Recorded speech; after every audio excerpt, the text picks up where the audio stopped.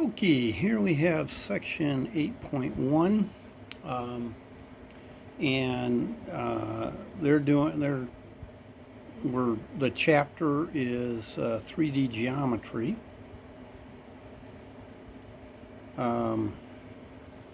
Much of this just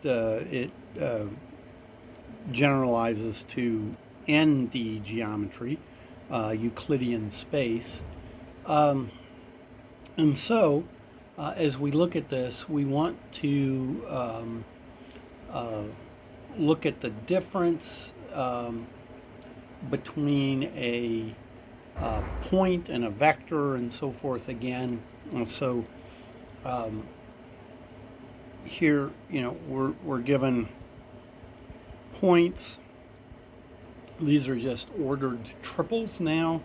So we've got x1, well, p1, say, is x1, x2, x3, and let's say point 2 is, whoops, yeah, I went with all x's there, going with x, y, and z, so let me, whoops. That. Ooh, the eraser got really small. Much better. Oh, now it's really big. Okay, well, maybe there's a happy median. Okay, so this is, oops. Well, I'm having all kinds of trouble here. Okay. Y1, Z1, and then X2, Y2, Z2. And so we have these 2 points. Now we're going to have, given these points, so we're going to usually, if we try to draw our 3 dimensions, usually we try to draw it this way, where you could think of the YZ plane being flat against the screen here, and the X axis sticking out of it. But this is often a reasonable way to try to visualize 3 dimensions in 2 dimensions. And then if I have a point, what you can do is to help somebody locate that point. So notice how the dotted lines are parallel to the axes, or at least pretty parallel to the axes, about as parallel as I'm going to make them. And so I may show a point here, and this is my, say, x1, y1, z1, something like that. And I may have some other point, so I can extend my axes here, and maybe I have my x2 point here,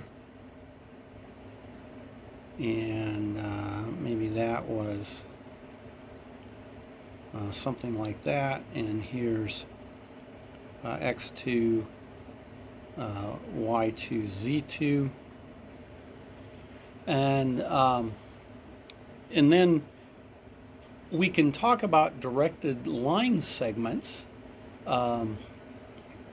say from this P1 to P2. So I could draw that directed line segment, and that we're going to call a vector. Now the thing is, vectors actually live with their tails at the origin, but this is one of these aids, for working with things, is that vectors live with their tails at the origin. So I'm going to call this P1, P2. They use an A and B all of a sudden, but I'm going to call it the directed line segment from P1 to P2, and that's a vector, actually. And we would get that by just subtracting the corresponding coordinates.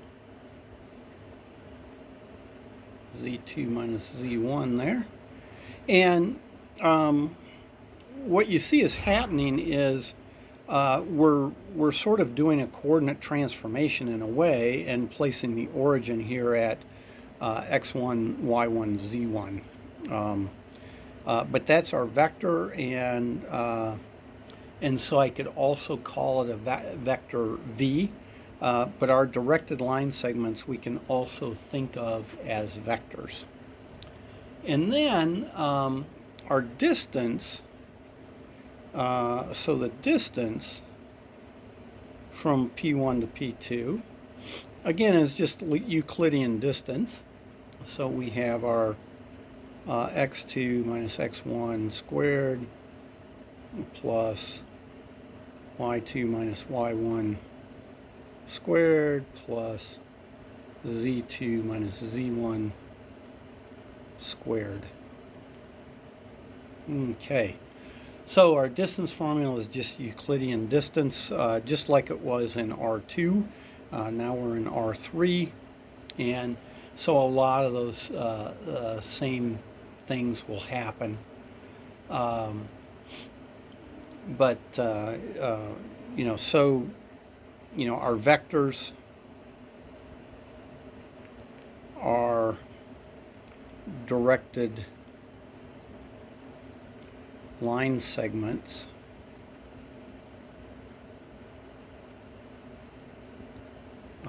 beginning at the origin.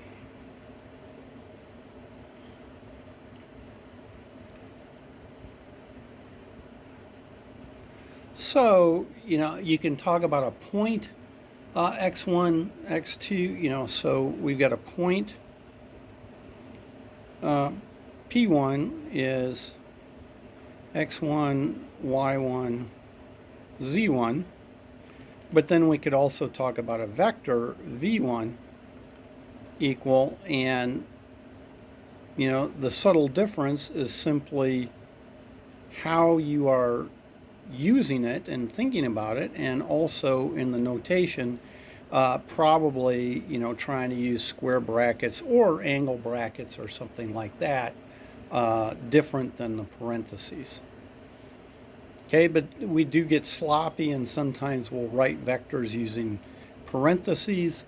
Again, it's a contextual thing. You know, am I working with those three numbers as a vector, a directed line segment from the origin, or am I simply thinking of them as a point in 3 space? And there are times when you just want to go back and forth, sometimes thinking about things as a vector and sometimes thinking about things as a point.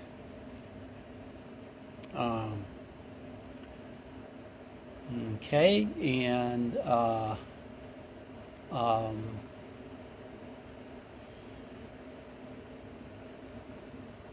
we can,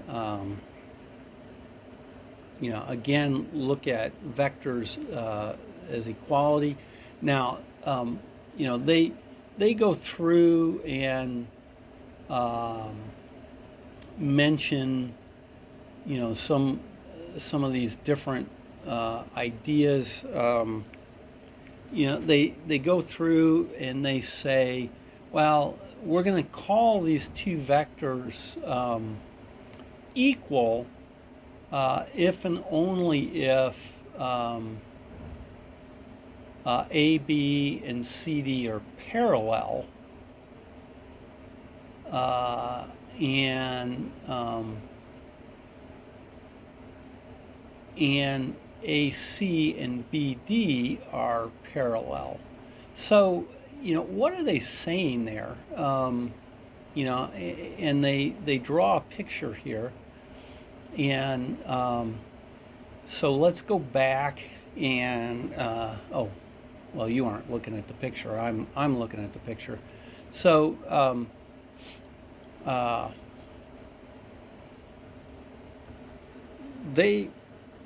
so let's look at this first I thing that they have, and they say, you know, they have 4 distinct points.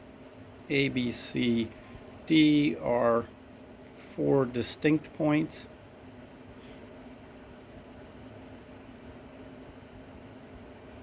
and such that no three are collinear. Okay, with no three collinear. And then they'll say, okay, so AB, that vector or directed line segment, is equal to the vector CD, that one, if and only if.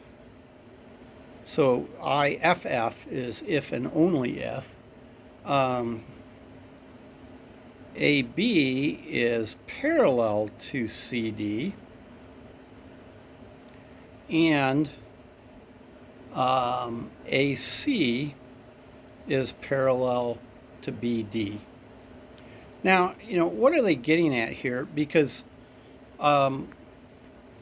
what I would probably say is, if I was going to say something like this, I would go with the A, B, and CD are parallel, but then I'd probably say that their magnitudes were the same as well.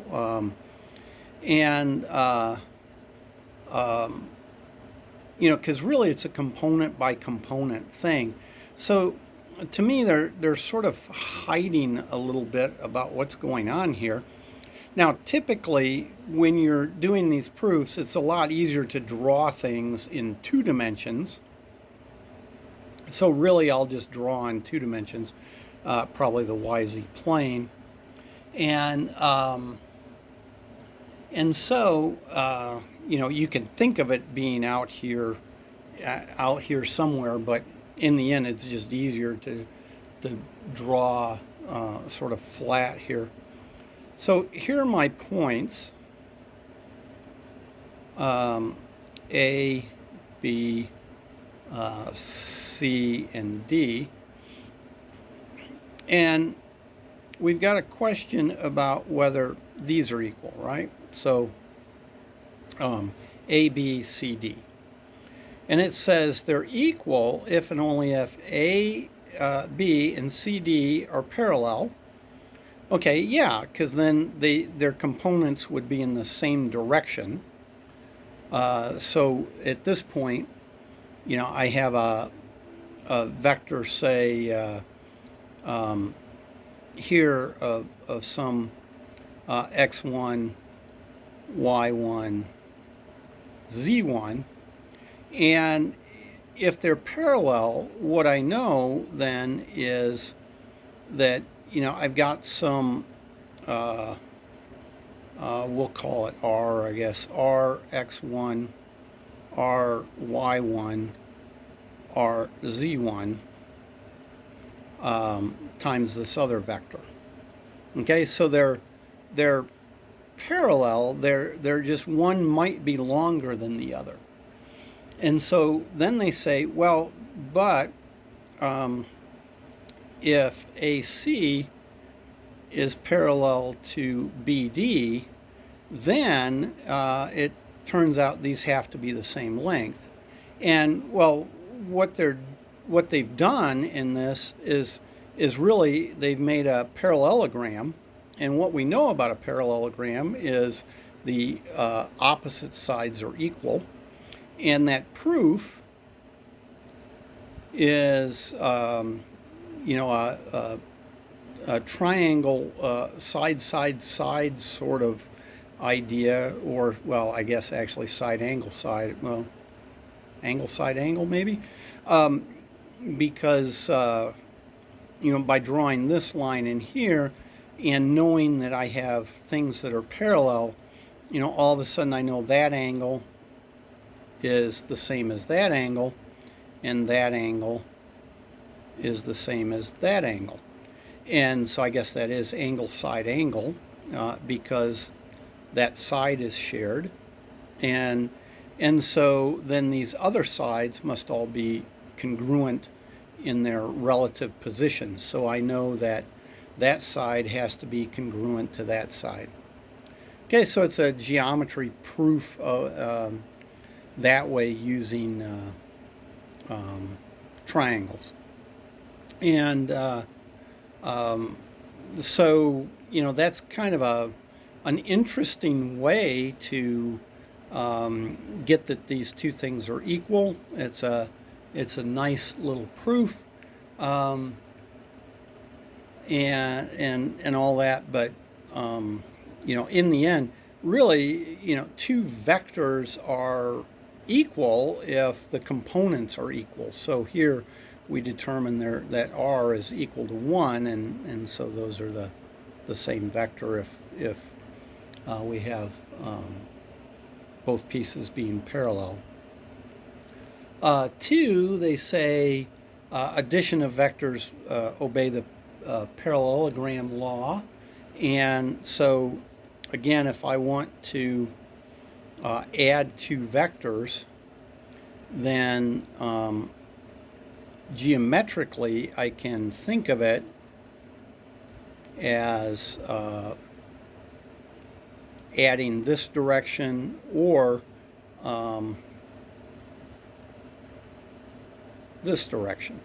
So if this was some v1 and this was some v2 vector, then what we have is that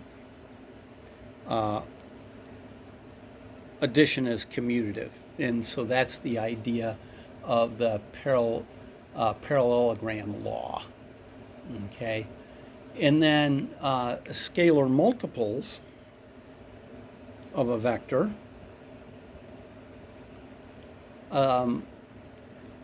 mean that the vectors are parallel, and so if I have some vector here that's a v1, and then I multiply it by some t, it'll either lengthen, shorten, send it the other direction, but I get out here somewhere, and this is t times v1 equals v2. And so they point out that if I take the lengths, so the length of v1 over the length of v2 is equal to the absolute value of t. Okay, now absolute value because oops, I should need to write that as a 2 and a 1 there, don't I? To get t. But it's absolute value because I could have used a negative t on that, and so we have that.